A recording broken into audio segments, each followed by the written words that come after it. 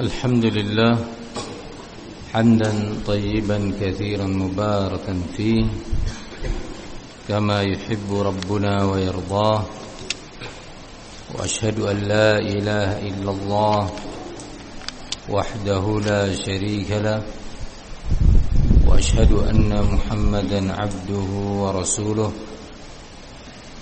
صلى الله عليه وعلى آله وصحبه وبعد.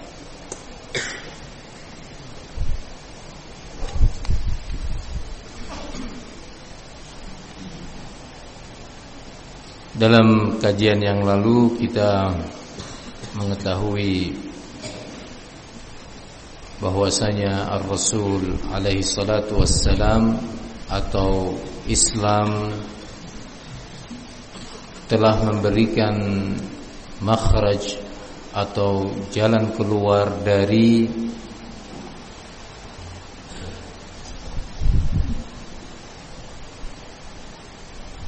kungkungan tradisi dan adat istiadat. Berbagai bentuk doa dan al-isti'adzah diajarkan oleh An-Nabi alaihi salatu wassalam, termasuk di dalamnya al-adhkar fi as-sabah wal masa', zikir-zikir di waktu pagi dan di waktu petang.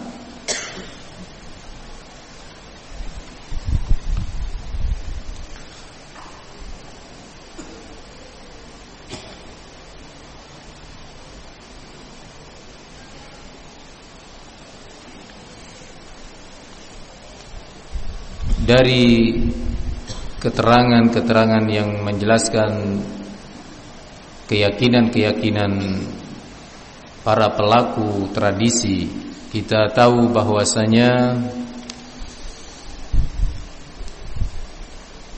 jenis kemungkaran yang mereka lakukan itu sampai pada tingkatan asyirku fir rububiyah.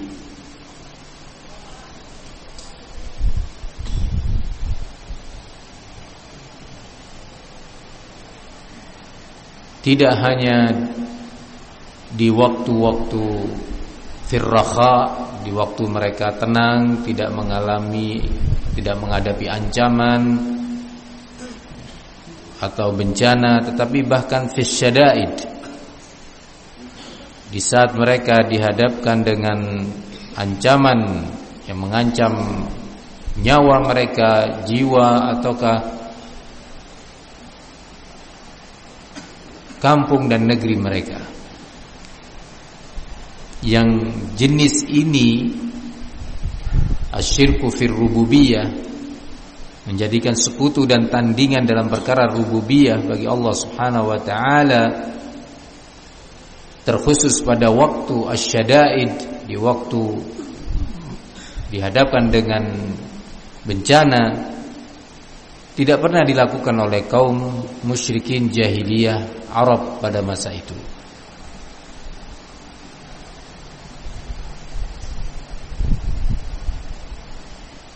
Menunjukkan kondisi yang ada sekarang lebih parah, lebih berat penyimpangan dan kemungkaran yang dilakukannya.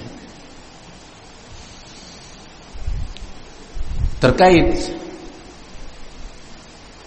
ritual yang mereka lakukan, di sana juga mengandung asyirk fil uluhiyah atau al-ubudiyah, kesyirikan dalam hal al-uluhiyah atau al-ubudiyah, yaitu antara lain az-zabhu li ghairillah, penyembelihan untuk selain Allah tabaraka wa taala. Az-zabhu adalah salah satu ibadah. Jika dipersembahkan untuk Allah tabaraka wa taala, dia menjadi tauhid wa iman.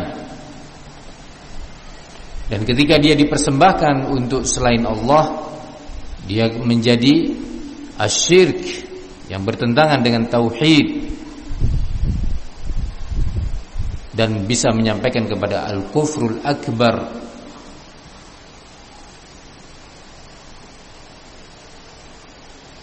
Az-zabh atau penyembelihan hewan sesembelihan adalah salah satu amalan atau ibadah yang sering Allah Subhanahu wa taala menggandengkannya dengan masalah salat. Sebagai contoh, Allah Tabaraka wa taala menyatakan dalam surat Al-Kautsar, "Inna a'tainakal kautsar fashalli li rabbik wanhar." Dan hendaklah engkau, sesungguhnya aku telah memberikan kepadamu wahai Muhammad Al-Kautsar, fasalli li rabbik, maka hendaknya engkau salat murni hanya untuk Rabbuk, untuk Allah Rabbmu saja tabaraka wa ta'ala. Begitu juga dalam ayat yang lainnya, qul inna salati wa nusuki wa mahyaya wa mamati lillahi rabbil alamin wa bidzalika umirtu la syarika la wa bidzalika umirtu wa ana awwalu al-muslimin.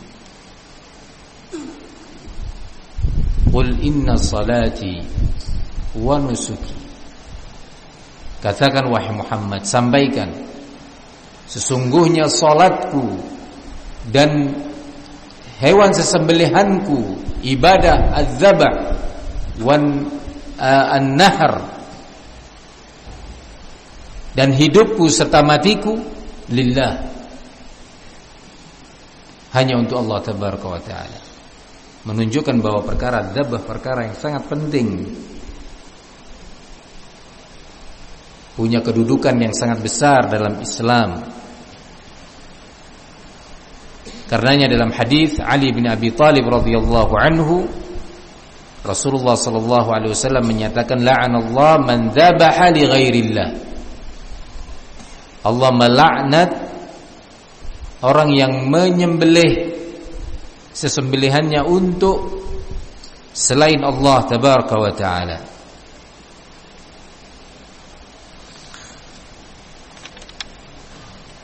Terkait ayat dalam surat Al-Kautsar, disebutkan oleh al-Imam Al-Mufassir Ibnu Katsir rahimahullahu taala makna fasalli li rabbika wanhar. Kata beliau, fa akhlis li rabbika salatakal maktubah wan nafilah.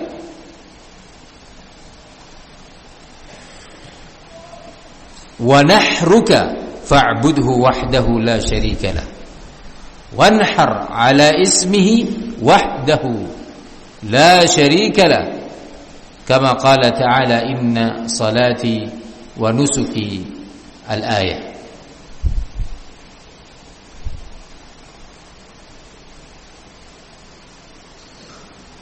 Kata beliau rahimahullah, makna fasalli li rabbika wanhar fa akhlis li rabbik, murnikan hanya untuk Rabbmu, salat-salatmu baik yang maktubah, salat 5 waktu yang wajib, wan nafilah, dan salat-salatmu yang sifatnya nafilah. Wa nahraka, dan murnikan juga hanya untuk Rabbmu sesembelihanmu, az-zabh, fa'budhu wahdah la syarikalah, dan beribadalah kepadanya, tiada sekutu untuknya. Wanhar ala ismihi wahda, dan sembelihlah atas nama Allah satu-satunya, la syarikalah, tidak ada sekutu baginya. Seperti firman Allah Subhanahu wa taala, inna salati wa nusuki wa mahyaya wa mamati lillahi rabbil alamin la syarika lah wa bidzalika umirtu wa ana awwalul muslimin.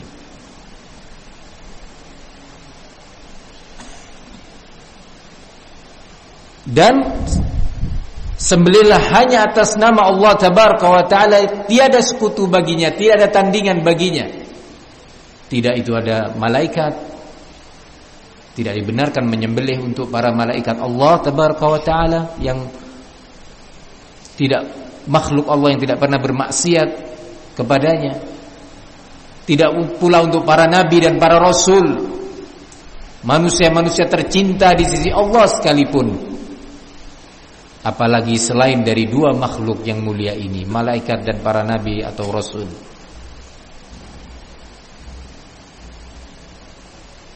Untuk para arwah, penjaga tempat, penjaga kampung, dan seterusnya.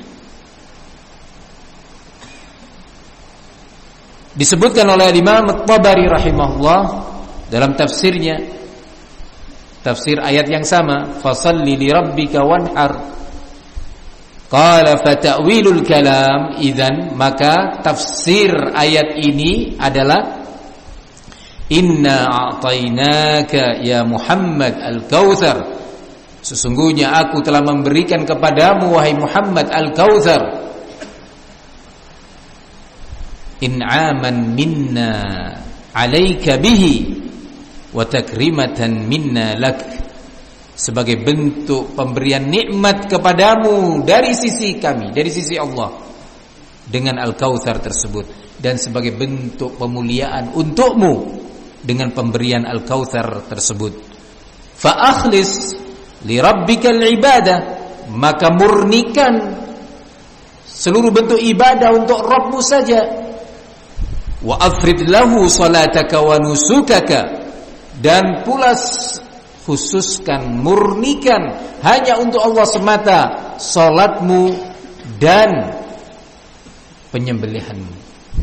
Subhanallah, masalah azabah dan penyembelihan ini Allah jadikan sebagai perintah kepada nabinya untuk diwujudkan dan direalisasikan terkait sebuah nikmat yang sangat besar, yaitu i'ta al-Kautsar lahu, pemberian Al-Kautsar untuk Nabi alaihi salatu wassalam.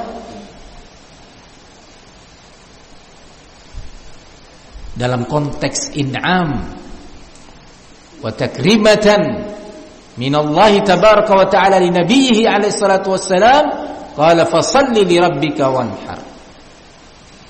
Dalam ayat yang lain, qul inna salati wa nusuki wa mahyaya wa mamati lillahi rabbil alamin la syarika lah wa bidzalika umirtu.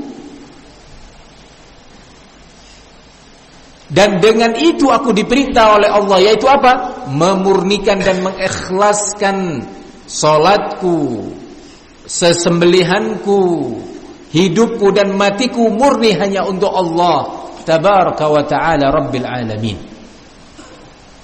Tiba-tiba ada sebagian makhluk Allah yang telah diberi berbagai karunia nikmat, padinya subur, diberi hujan, mereka bisa makan darinya, menghidupi diri dan keluarganya, diberi oleh Allah tangkapan ikan yang cukup melimpah dari berbagai laut dan samudra, dan segala nikmat yang belum bisa disebutkan.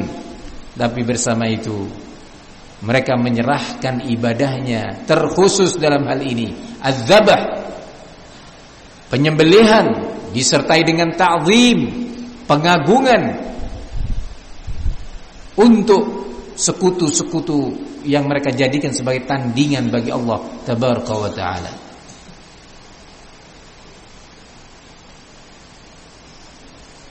Di dalam tafsir Al-Baghawi rahimahullahu ta'ala disebutkan, qala inna unasan kanu yusalluna li ghairillah wa yanharuna li ghairillah, fa amara Allahu nabiyahu sallallahu alaihi wasallam an yusalli wa yanhara lillahi azza wa jalla.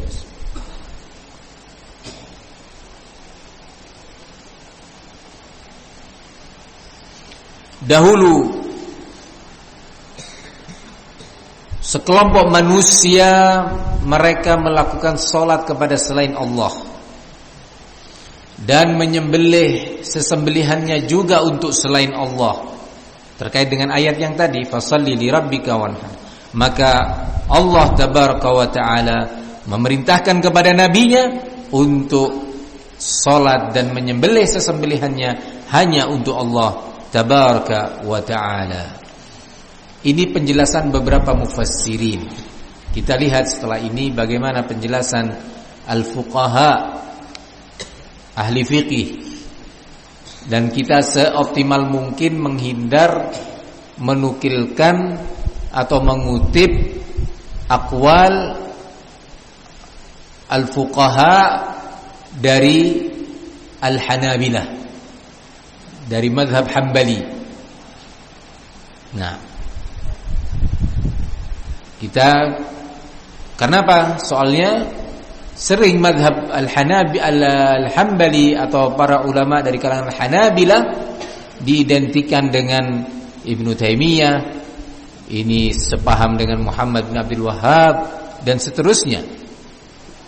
Padahal al-Imam Muhammad bin Abdul Wahhab dan juga Syekhul Islam Ibnu Taimiyah, sebagaimana sempat kita singgung di beberapa majelis yang lalu, bahwa beliau berdua dalam menentukan dan mentarjih aqwal, pendapat-pendapat dalam masalah fikih, tidak keluar dari pendapat yang telah dipilih oleh imam yang empat, baik mereka sepakat berempatnya atau sebagian dari mereka, tidak keluar dari itu. Apalagi juga dalam masalah takfir, vonis kafir terhadap pelaku-pelaku perbuatan atau ucapan kufur. Muhammad bin Abdul Wahhab rahimahullah dengan tegas menyatakan, la nukaffir illa man kaffarahu al-a'immal arba'ah. Kami tidak mengkafirkan seseorang dengan sebab suatu perbuatan kecuali perbuatan itu yang memang divonis kafir oleh imam yang empat. Dan disebutkan dalam buku-buku mereka. Kalau kita membuka karya-karya para ulama al-madzahib dari empat mazhab ini dalam masalah takfir, lebih dahsyat dari apa yang disebutkan oleh Imam Muhammad bin Abdul Wahhab. Yang disebutkan oleh Imam Muhammad bin Abdul Wahhab dalam kitabnya Nawaqidul Iman hanya sebagian saja. Itu sudah bikin rame. Padahal dalam kutubul madzahib lebih rinci dari itu. Nah, ikhwani fid din, azzani Allah wa iyyakum.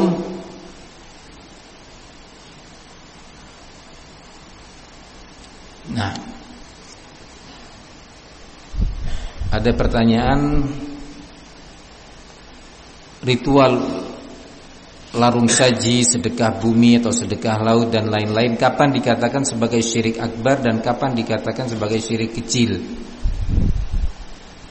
Kalau yang dimaksud dengan larung saji yang mengandung pengagungan kepada roh-roh penjaga laut, penjaga gunung, kawah, sungai dan yang lainnya, penjaga kampung,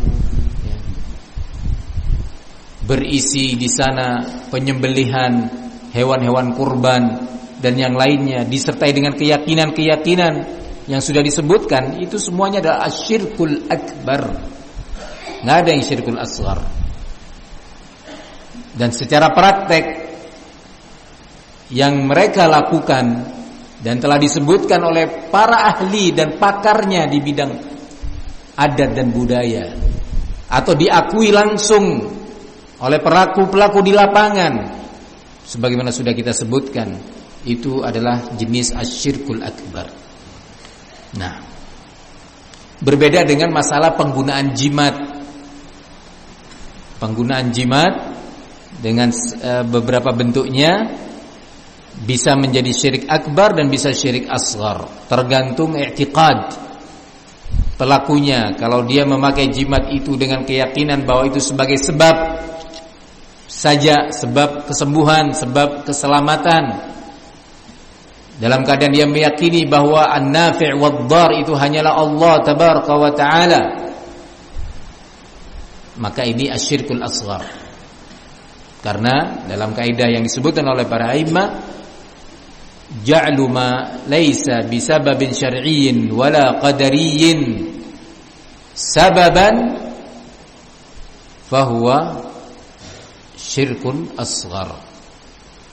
Menjadikan suatu sebab kesembuhan, sebab keberhasilan, sebab keselamatan yang dia bukan terhitung sebagai sebab secara syar'i, enggak ada dalilnya secara syar'i.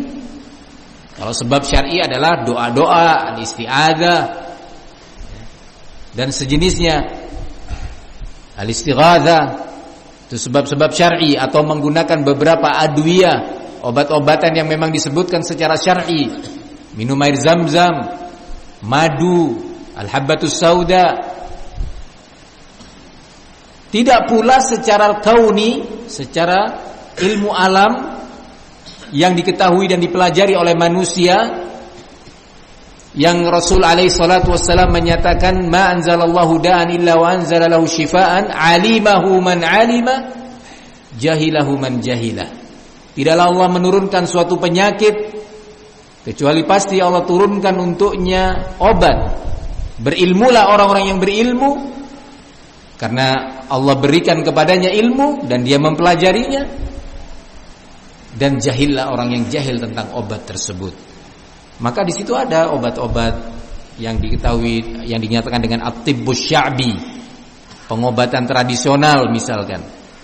Diketahui obat ini bisa menurunkan tensi secara praktek, untuk misalkan mengurangi penyakit ini dan itu, minum ini minum itu, atau secara medis, ilmu kesehatan modern juga demikian, minum obat-obat tertentu. Maka itu sebab yang memang diizinkan secara syariat, karena secara kauni, secara ilmu alam dipelajari oleh manusia dan disimpulkan melalui praktek-praktek dalam waktu yang cukup panjang. Maka yang seperti itu tidak termasuk syirik asghar. Tapi kalau jimat, dia tidak termasuk dalam sebab syar'i, tidak pula dalam sebab kauni. Nah, namun apabila yang memakainya meyakini bahwasanya jimat itulah yang menyembuhkannya, kalung yang ini atau cincin yang ini yang menyelamatkan dia dari perampok, dari orang jahat, maka itu syirkul akbar. Namun ritual-ritual yang dilakukan ini sekarang ini sampai pada tingkatan asyirk fir rububiyah. Bagaimana mereka meyakini adanya dewi yang berarti Tuhan, dewi padi yang menyuburkan tanah, menjadikan panen itu berhasil, dan dipersembahkan untuknya, disampaikan mantra-mantra yang berisi permohonan-permohonan. Jadi itu masuk dalam golongan asyirkul akbar. Wallahu ta'ala a'lam.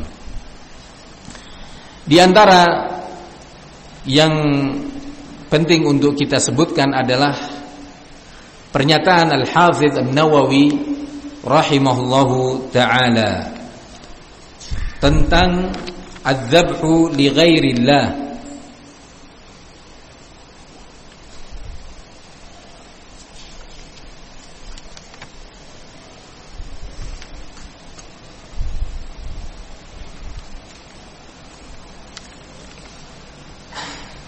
Qala rahimahullah,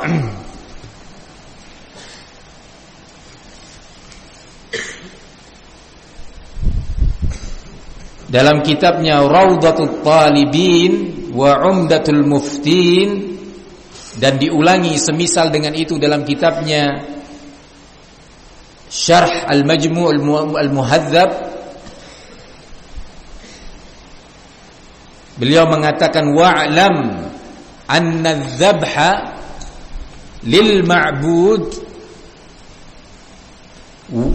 wa bi ismihi ay bi ismil ma'bud nazilun manzilatas sujud lahu. Ketahui, kata An-Nawawi rahimahullah, bahwa menyembelih untuk sesembahan tertentu, roh, sing bau reksa, danyang, Kanjeng Ratu Kidul, ya, Sayyidil Qura, Sayyidul Wadi, penjaga lembah, penjaga gunung, dan yang lainnya, itu ma'bud yang diibadahi. Dan juga dengan atas nama ma'bud tersebut memang ini dipersembahkan untuk begitu. Maka posisi perbuatan ini persis sama seperti bersujud kepada sesembahan tersebut.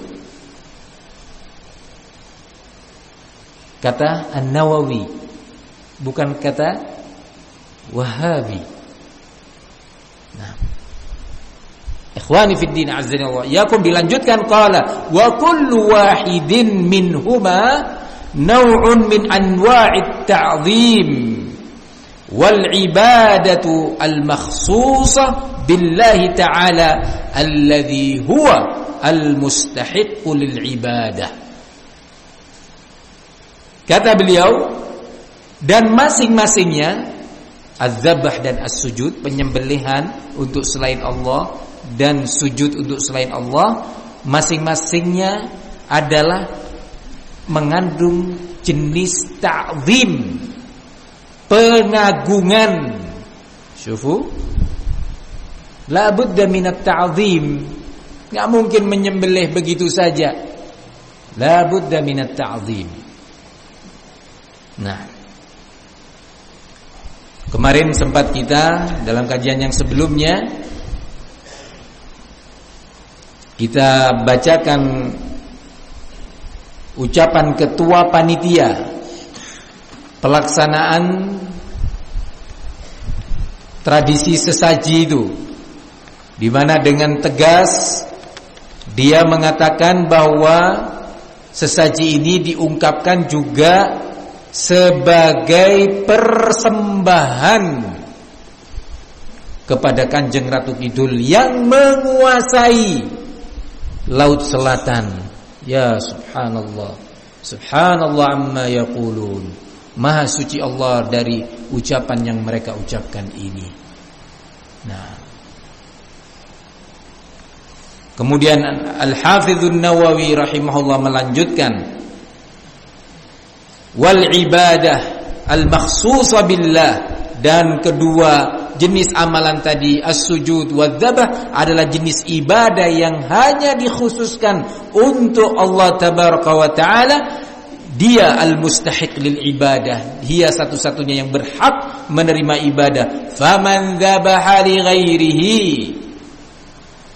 barang siapa yang menyembelih untuk selain Allah, min hayawanin au jamadin, baik yang diperuntukkan tadi benda hidup, jin, pohon,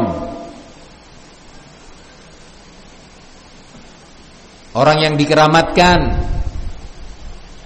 malaikat, dan seterusnya, au jamad, au benda mati, batu, goa, laut, kawah, kasanam, seperti berhala, patung-patung yang diagungkan, yang disembah, ala wajhi ta'zimi wal ibadah, dalam bentuk, ya, pelaksananya itu sebagai bentuk pengagungan dan ibadah, lam tahilla dzabihatuh, maka tidak halal sesembelihannya itu tadi. Kata Nawawi rahimahullah, wa kana fi'luhu kufran, maka perbuatan yang dia lakukan itu adalah suatu kekufuran. Kaman sajada li ghairihi sajdata ibadatin, seperti orang yang bersujud kepada selain Allah sujud ibadah kepadanya. Wa kadza, dilanjutkan oleh Nawawi rahimahullah, sama persis hukumnya lau dzabaha lahu wa li ghairihi ala hadzal wajh. Kalau tadi murni untuk selain Allah, kalau ini yang berikutnya, begitu pula ini perbuatan kufur apabila dia menyembelih untuk Allah dan juga di waktu yang sama untuk selain Allah dengan bentuk ta'zim. Nah, ikhwani fiddin, azzani Allah iyyakum. Selanjutnya,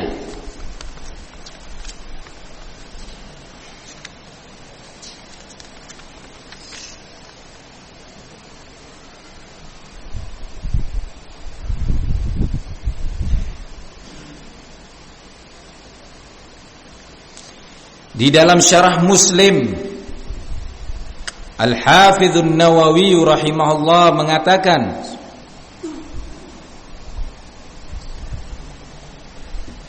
kalau tadi dalam kitab apa? Raudhatul Talibin wa Umdatul Muftin, juga disebutkan, diulang hampir persis dalam kitabnya Al-Majmu' Syarah Al-Muhadzab rahimahullahu taala. Dalam syarah Muslim beliau mengatakan, wa amma adz-dzabhu li ghairillah fal muradu bihi an yadhbaha bi ismi ghairillah ta'ala kaman dzabaha lis-sanami aw lis-salib aw li Musa aw li Isa alaihima as-salatu was-salam aw lil Ka'bah wa nahwi dzalik fa kullu hadza haram. Untuk Ka'bah pun haram, untuk Nabi Allah Musa wa Isa haram, kata Imam An-Nawawi. Kata beliau, sementara yang dimaksud dengan adzabah li ghairillah, penyembelihan untuk selain Allah, maka maksudnya adalah menyembelih dengan nama selain Allah Ta'ala, penghormatan untuk siapa saja. Ini untuk Kanjeng Ratu, ini untuk sing bau reksa, ya, dan seterusnya. Seperti orang yang menyembelih untuk berhala atau untuk salib atau untuk Nabi Allah Musa dan Nabi Allah Isa alaihi wassalatu wassalam, atau menyembelih untuk Ka'bah sekalipun, semua itu dan yang sejenisnya hukumnya adalah haram. Kata siapa? Abu Zakaria An-Nawawi Asy-Syafi'i rahimahullahu ta'ala. La tahillu hadhihi adz-dzabihah, tidak halal daging sesembelihan tadi. Sawa'un kana adz-dzabihu musliman aw nasraniyan aw yahudiyan, baik si penyembelih tadi seorang muslim atau seorang Nasrani atau seorang Yahudi, semuanya tidak halal. Qala nassa alaihi Syafi'i, telah ditegaskan oleh Imam Syafi'i fatwa ini. Siapa yang bermadhab Syafi'i? Tidak cukup di lisan, wahai saudaraku. Ternyata pihak-pihak yang mengklaim bahwa dirinya di atas mazhab Syafi'i rahimahullah atau di atas Syafi'iyah telah menyelisihi al-Imam Syafi'i was-Syafi'iyah dalam banyak hal. Antara lain ini salah satunya. Qala nassa 'alaihi Syafi'i, dilanjutkan oleh Imam Nawawi, wattafaqa 'alaihi ashabuna, dan telah sepakat para ulama dari mazhab kami, mazhab Syafi'i, kata Imam Nawawi. Fa in qasada ma'a dzalik, perhatikan, persis seolah-olah ucapannya ulama Wahabi ini.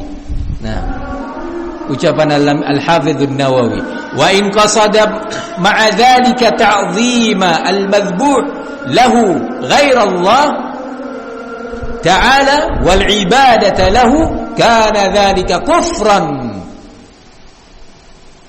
Jika bersama proses penyembelihan tadi dimaksudkan untuk mengagungkan pihak yang disembah atau yang dipersembahkan untuknya sesembelihan tersebut, dimaksudkan untuk ibadah. Contohnya apa ibadah? Berdoa, memohon, selamatkan kampung kami, suburkan padi kami, jadikan panen kami panen yang berhasil, panen raya, jadikan tangkapan ikan kami di laut ini banyak, selamatkan saat kami berlayar, dan seterusnya.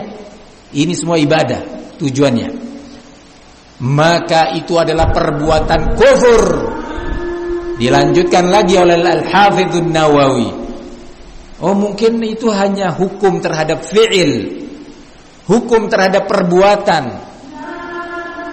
Kata beliau, fa in kana adh-dhabihu musliman qabla dhalika shara bidh-dhabhi murtadda. Jika si penyembelih tadi awalnya adalah seorang muslim, bukan abangan, bukan komunis, bukan orang Hindu, asalnya memang seorang muslim, dengan sebab penyembelihan untuk selain Allah dengan tujuan pengagungan untuknya, maka dia menjadi murtad. As'alullaha li wa lakum wa li dzurriyyatina jami'an as-salamata minal kufri wasyirk. Amin, Allahumma amin.